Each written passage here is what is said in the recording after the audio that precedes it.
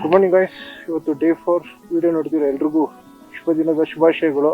ನಾವಿದ್ದು room ಬಂದು ಇದೇ room. Night ಇದೇ ಸ್ಟೇ ಆಗಿದ್ದು. ಇವತ್ತು ಡೇ 5. ಟೈಮ್ ಬಂದು ಆಲ್ಮೋಸ್ಟ್ 9 ಗಂಟೆ ಆಗಿದೆ. ಆಕ್ಚುಲಿ ನಮ್ಮ ಪ್ಲಾನ್ ಪ್ರಕಾರ ಇವಾಗ ನಾವು ಕಾರಲ್ಲಿ ಇರ್ಬೇಕಾಗಿತ್ತು. ಬಟ್ ಅದೇ ಸ್ವಲ್ಪ ಡ್ಯೂಕ್ ಆಮೇಲೆ ನಾವು ಟೈಮ್ ಪಿಕಪ್ ಮಾಡಕ್ ಆಗ್ತಿರೋ ಕಾರಣದಿಂದ ಆಲ್ಮೋಸ್ಟ್ 150 ಕಿಲೋಮೀಟರ್ ಡ್ಯೂ ಅಲ್ಲಿ ಇದೀವಿ. ನಾವೀಗ 15,000 something feet above C level ಅಲ್ಲಿ ಇದೀವಿ. ನೀಟಾಗಿ ಹೆಲ್ಮೆಟ್ ಹಾಕೊಂಡು ಮಾತಾಡೋಕ್ಕೂ ಆಗಲ್ಲ, ಉಸಿರು ಹಿಡಿಯುತ್ತದೆ. ಚಳಿ ನೆನೆ ನೈಟ್ ಮಾತ್ರ ಹೆವಿ ಚಳಿ ಇತ್ತು. ನೆನ ಅಂತ ಇಲ್ಲಿ ಮೋಸ್ಟ್ಲಿ 1 ಡಿಗ್ರಿ ಏನೋ ಇತ್ತು ನೈಟು. ಇಲ್ಲಿ ಯಾವುದು ಸಿಗ್ನಲ್ ಸಿಗ್ತಾ ಇಲ್ಲ. ಇಲ್ಲಿ ನಾವಿರೋ ಜಾಗ ಬಂದು ಪ್ಯಾಂಗು. ಇಲ್ಲಿಂದ ಕಾರು ಆಲ್ಮೋಸ್ಟ್ 140 to 50 ಕಿಲೋಮೀಟರ್ಸ್ ಇದೆ. ಸೊ ಅಲ್ಲಿಂದ ಆನ್ಲೈಗೆ ಹೋಗ್ಬೇಕು. ಇವರೆಲ್ಲ ಪ್ಯಾಕ್ ಮಾಡ್ಕೊತಿದ್ರು ಬ್ಯಾಗ್ಗಳು. ನೈಟ್ ಬರೋಷ್ಟರಲ್ಲಿ ಬ್ಯಾಟ್ರಿ ಡೌನ್ ಹೋಗಿತ್ತು. ಸೊ ಇದು ಮಾಡೋಕ್ಕಾಗಿಲ್ಲ. ಇದೇ ನಮ್ಮ ರೂಮು, ನೋಡ್ತಿರ್ಬೋದು. ಇಲ್ಲ ಇಲ್ಲೇ ಇದೆ. ಹುಡುಗರೆಲ್ಲ ವಾರ್ಮ್ ಅಪ್ ಬಿಟ್ಟಿದ್ದಾರೆ ಗಾಡಿನ.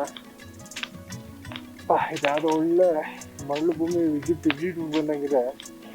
ಯಾವುದೋ ಒಂದು 20-30 ಮನೆ ಇದ್ದು ಹೆಚ್ಚಲ್ಲಿ. ಹೇಗೆ ಜೀವನ ಮಾಡ್ತಾರೋ ಏನು ಗೊತ್ತಿನೋ ಸಕ್ಕತ್ತಾಗಿದೆ ಮಾತ್ರ. ತುಂಬ ಐಸೋಲೇಟೆಡ್ ಆಗಿದೆ. ಇವೊಂದು ಇದ್ದಿದ್ದು ಕ್ರೇಜಿ ಕೆಲಸ. ಇವೊಂದು ರಿವರ್ಸ್ಗೆ ಹಾಕ್ಸ್ಕೊಂಬಿಡೋದು ನೀನು ಬೆಂಗಳೂರಿಗೆ ಹೋದ್ಮೇಲೆ ಸಾಕಾ. ಇವಾಗ ಹೊರಟಿದ್ದೀವಿ ಟುವರ್ಡ್ಸ್ ಆನ್ಲೈ. ಇಲ್ಲಿಂದ 370 ಕಿಲೋಮೀಟರ್ ಇದೆ. ಕವರ್ ಮಾಡ್ತೀವಿ ಅನ್ನೋದು ನನಗಂತೂ ಒಂಚೂರು ಕಾಣಿಸ್ತಿಲ್ಲ. ಬಟ್ ರೋಡ್ ಚೆನ್ನಾಗಿದೆ ಅಂತಾರೆ. ಆಫ್ಟರ್ 5 ಕಿಲೋಮೀಟರ್ಸ್ ನೋಡೋಣ. ಈ 15,000 ಫೀಟಲ್ಲಿ ಉಸಿರು ಬೇರೆ ಬೆಳೀತಿದೆ. ಅಪ್ಪ, ಬ್ರೀತಿಂಗ್ ಜಾಸ್ತಿ ಮಾತಾಡೋಕ್ಕಾಗಲ್ಲ. ನಡಿ ಹಿಂದೆನೇ ಇದೆ. ನಡಿಯಪ್ಪ. ನನ್ನ ಮಗನ ಗಾಡಿ ಹೇಳ್ಬಿಟ್ಟು ಸುಸ್ತೇ ಆಗೋಯ್ತು.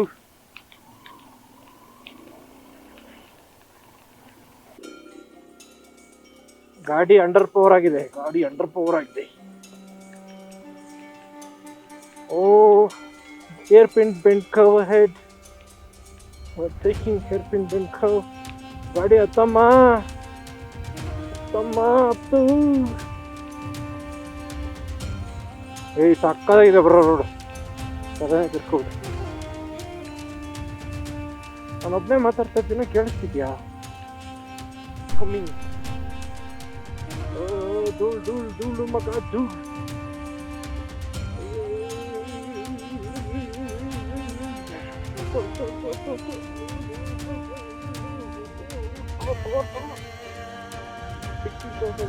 ಗಾಡಿ ಪವರ್ ತಗೊಂತಲ್ಲ.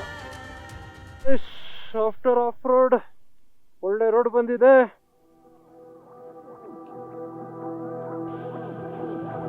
ಕ್ರೇಜಿ ರೋಡ್ಗಳು. ಆ ಕಡೆ ಈ ಕಡೆ ಲ್ಯಾಂಡ್ಸ್ಕೇಪ್ ಮಧ್ಯದಲ್ಲಿ ಕ್ರೇಜಿ ರೋಡ್.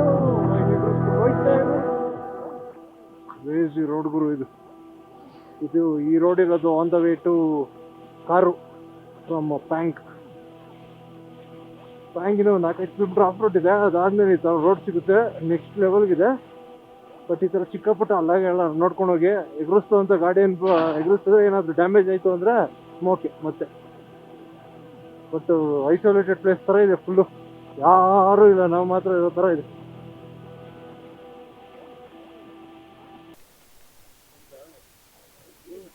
ಒಂದು ಮಾತ್ರ ಕೊಟ್ಬಿಡು. Only for you. ಥರ್ಮಲ್ ಹಾಕೊಳಂಗೆ ಚಳಿ ಹೊಡಿತಿದೆ. ಥರ್ಮಲ್ ಹಾಕೊಳ್ಳದೆ ಓಡಿಸ್ತಿದ್ದು. ಬೆಳಗ್ಗೆ ಸ್ವಲ್ಪ ಬಿಸಿಲು ಥರ ಇತ್ತು ಅಂತ ಚಳಿ ಸೈಕ್ ಸ್ಟಾರ್ಟ್ ಆಯಿತು ಗಾಡಿ ಓಡಿಸ್ಬೇಕಾದ್ರೆ ಸ್ಪೀಡಲ್ಲಿ. So we are wearing back all the thermals. ಯಾರ ಮೇಲೆ ಸರ್ ನರೇಂದ್ರ ಥರ ಅವನೇ ಹುಚ್ಚ ಸೀರಿಯಸ್ ಆಗಿ ಬಂದ್ಬಿಟ್ಟು ಪಕ್ಕದಲ್ಲಿ ಕರೆದ. ನಾನು ಯಾರಿದೆ ನರೇಂದ್ರ ಕರೀತಾರೆ ಅನ್ಕೊಂಡೆ. ತಾಂಗ್ಲಂಗ್ಲಾಗ ಹೋಗ್ತಾ ಇದ್ದೀವಿ. ಇನ್ನೊಂದು 6 ಕಿಲೋಮೀಟರ್ಸ್ ಇದೆ ಇಲ್ಲಿಂದ. 10 ತರ ಇಲ್ಲ ಗಾಡಿ ಫುಲ್ ಏರ್ ತಗೊಂತ ಇದೆ. ನಾವು ಎಷ್ಟು 1000 ಫೀಟ್ ಅಬೌವ್ ಸಿ ಲೆವೆಲ್ ಇದೀವಿ ಗೊತ್ತಿಲ್ಲ. ನೋಡೋಣ ಹೇಗೆ ಹತ್ತುತ್ತೆ ಏನು ಕತೆ. Let's see. ಹತ್ತುತ್ತಾನೆ ಇರುವಲ್ಲ ಗುರು. ಅಯ್ಯೋ, ಅವರಿಬ್ರು ಡ್ಯೂಕು ಮತ್ತೆ BMW ಇಬ್ರು ಫ್ಯೂಲ್ ಇಂಜೆಕ್ಟೆಡ್ ಹೊಂಟೋದ್ರು. ಹಿಂದೆ ಒಂದು ಬುಲೆಟು ಮತ್ತೆ ಇನ್ನೊಂದು ಪಲ್ಸರ್ ಕೂಡ ಹೋಗ್ತೈತೆ. ನನ್ನ ಕೈನ ಪವರೇ ತಗೊಂತಲ್ಲ ಒಂದು ಚೂರು. ಯಪ್ಪ, ನೆಕ್ಸ್ಟ್ ಲೆವೆಲ್ ಗುರು. ಮತ್ತು ರೋಡ್ ಸಖತ್ತಾಗಿದೆ. ಏನಾದರೂ ಆಫ್ ರೋಡ್ ಆಗಿದ್ರೆ ಇನ್ನೂ ಸೈಕ್ ಆಗೋಗಿರೋದು. ಓ ಕರ್ನಾಟಕದವರು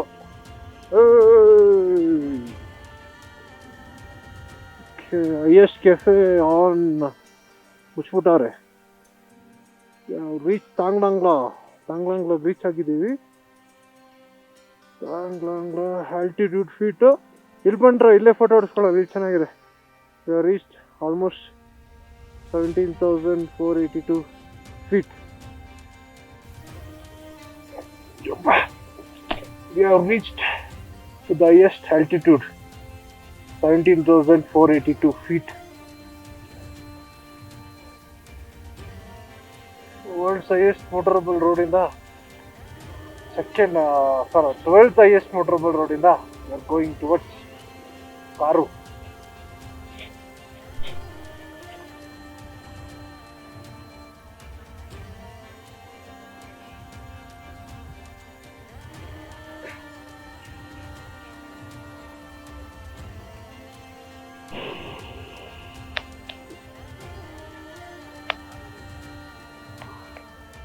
blur at work. Oh clear ಎಲ್ಲ ಆಯಿತು. ನಮ್ಮನ್ನ ಲೆಫ್ಟಿಗೆ ಬರೋಕ್ಕೆ ಹೇಳಿರೋದು ಹಂಗಾರೆ. ಅಯ್ಯೋ ಅವ್ನು ಹೇಳ್ತಾನೆ ನಡೀರು ಬೈಕು ನೋಡ್ರಿ. ಬೈಕ್ ಅವ್ರಿಗೆ ಒಳ್ಳೆ ಮರ್ಯಾದೆ ಕೊಟ್ಬಿಟ್ರು, ಬೇಗ ಬಿಟ್ಬಿಟ್ರು. ಜೈ ಅನ್ಕೊಂಡು ಹೋಗ್ಬಿಡೋಣ. ಆ ಕಡೆ ಯಾರು ಇಲ್ವಾ? ಇದ್ದಾರೆ. ಅಂತೂ ಇಂತೂ ನಾವು ಒಂದು ಲ್ಯಾಂಡ್ ಸ್ಲೈಡ್ಸ್ಗೆ ವೆಯ್ಟ್ ಮಾಡಿ ಹೊರಡೋದಂಗೆ ಆಯ್ತು. ಅಕಸ್ಮಾತ್ ಯಾರಾದರೂ ಈ ಪ್ಯಾಂಗಲ್ ಸ್ಟೇ ಮಾಡೋದಾದ್ರೆ ಇಲ್ಲಿಗೆ ಬರೋದು ಬೆಸ್ಟ್ ಗುರು. ಇಲ್ಲಿ ಆಟೋ ಈ ಕಡೆ ಅಲ್ಲಿಂದ ಒಂದು ಮುಕ್ಕಾಲು ಅವರ್ ಹೊಡೆದ್ಬಿಟ್ರೆ ಈ ಉಪ್ಸಿಯಿಂದ ಒಂದು 25 ಕಿಲೋಮೀಟ್ರ್ 30 ಕಿಲೋಮೀಟ್ರ್ ಹಿಂದೆ ಇಲ್ಲೆಲ್ಲ ಒಳ್ಳೊಳ್ಳೆ ಸ್ಟೇಸ್ ಇದೆ. ವ್ಯೂನು ಸಖತ್ತಾಗಿದೆ, ಇಂಟರ್ನೆಟ್ ಸಿಗುತ್ತೆ, ಎಲ್ಲ ಕರೆಕ್ಟಾಗಿದೆ, ಚೆನ್ನಾಗಿ. ಘಾಟರ್ ಲುಕ್ಸ್ ಆದ್ಮೇಲೆ ಒಂದು 70-80 ಕಿಲೋಮೀಟರ್ಸ್ ಹೊಡೆದ್ಬಿಟ್ರೆ ಒಳ್ಳೆ ಜಾಗಗಳು ಸಿಗ್ತವೆ ಸ್ಟೇಗೆ, ಊಟಕ್ಕೆ ಎಲ್ಲ. ಒಳ್ಳೆ ಯಾವುದೋ ಬೇರೆ ಕಂಟ್ರಿಲಿ ಇದ್ದಂಗೆ ಇದೀವಿ ಎಲ್ಲ. ಯಾವುದೋ ಬೇರೆ ಕಂಟ್ರಿ ಫೀಲ್ ಇದು. ಅದು ರೋಡು ಸಖತ್ತಾಗೈತೆ. ಇವಾಗ ಯಾವುದೋ ಇಂಡಿಯಾ ಅನ್ಸ್ತಲ್ಲ, ಬೇರೆ ಕಂಟ್ರಿನೇ ಅನ್ಸ್ತೈತೆ. ಅಲ್ಲೇ ಒಂದು ಕೆಲಸ ಮಾಡೋಣ, ಇಲ್ಲೇ ಲಂಚ್ ಮಾಡೋಣ ಫಸ್ಟು. ಬೈಲಿ ಲಂಚ್ ಮಾಡ್ಬಿಟ್ಟು ಅವ್ರನ್ನೇ ಕೇಳೋಣ.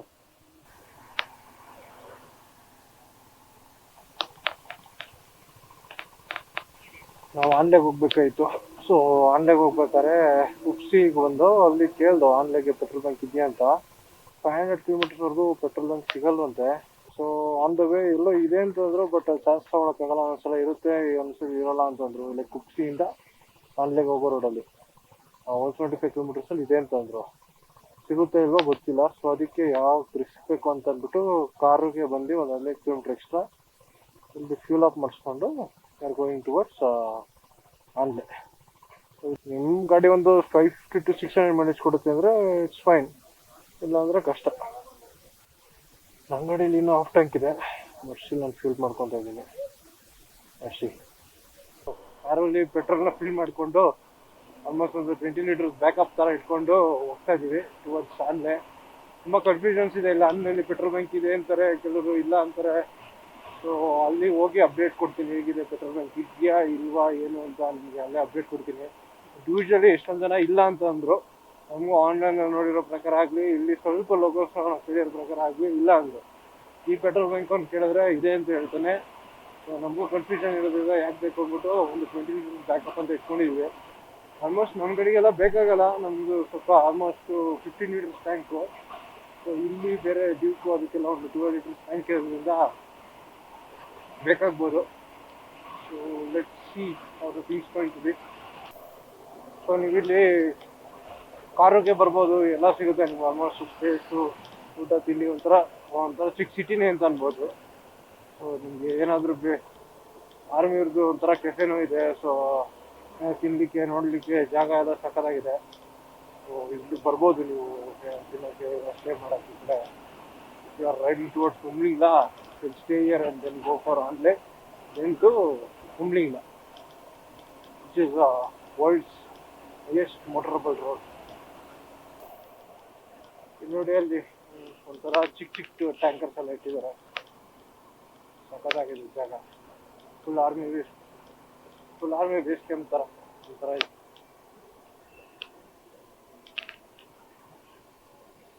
ಏನು ಗಾಡಿ ಡೈಲಿ ತೊಳಿತಾರ ನಾವು, ಫುಲ್ಲು ಎಲ್ಲ ವಾಶ್ ಆಗಿ ನೀಟಾಗಿರುತ್ತೆ ಇವ್ರದ್ದು.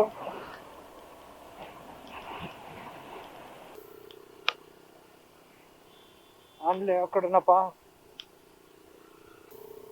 ಇನ್ನೂ 201 ಕಿಲೋಮೀಟರ್ಸ್ ಹೊಡಿಬೇಕು ಆಮೇಲೆ ಇದರಿಂದ.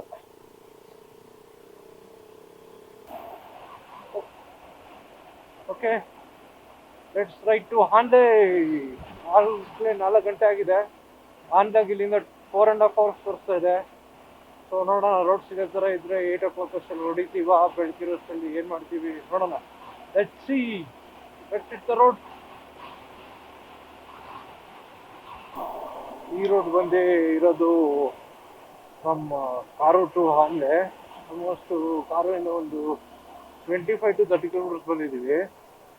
ಫುಲ್ ಸೀನಿಕ್ ರೋಡ್ಸ್ ಇದೆಲ್ಲ. ಫುಲ್ಲು ಒಂದ್ಸಿನ ಲೈಫ್ ಟೈಮ್ ಲಡಾಕ್ ಮಾಡಲೇಬೇಕು. ಇದನ್ನು ಹೊಸ ಟಾರ್ ಹಾಕಿದರೆ, ಅದೆಲ್ಲ ಹೇಗಿತ್ತು ರೋಡು ಗೊತ್ತಿಲ್ಲ. ಇವಾಗಂತೂ ಫುಲ್ ಟಾರ್ ಹಾಕಿ ಸಕ್ಕಲ್ಲ ಮಾಡಿದ್ದಾರೆ ರೋಡು.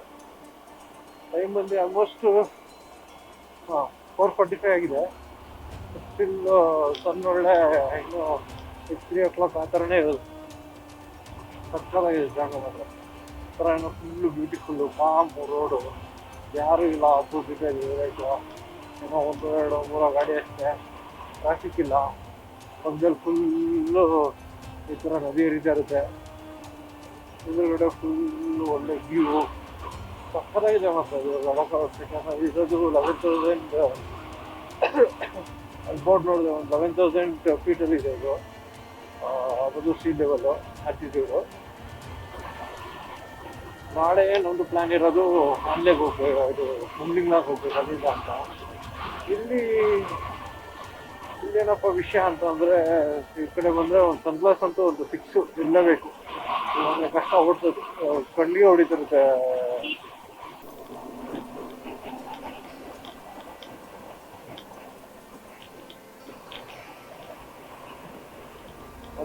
ಬಂದೆ ದೂರ ಇದ್ದೀನಿ.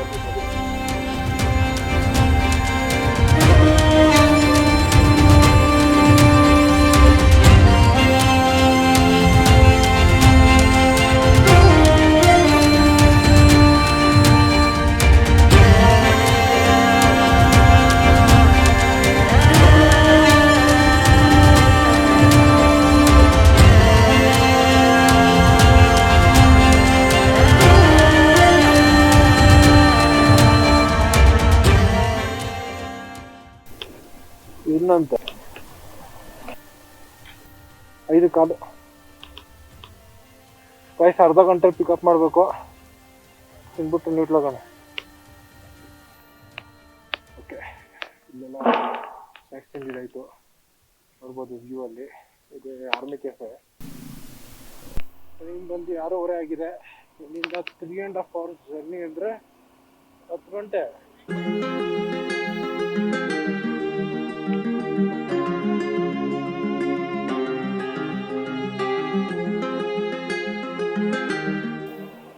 ಇಲ್ಲಿ ಯಾವುದಿದವರು ನ್ಯೂಮಾದಲ್ಲಿ ಸ್ಟೇ ಹುಡ್ಕೊಂಡು ಬಂದಿದ್ದು ವಾಪಸ್ಸು.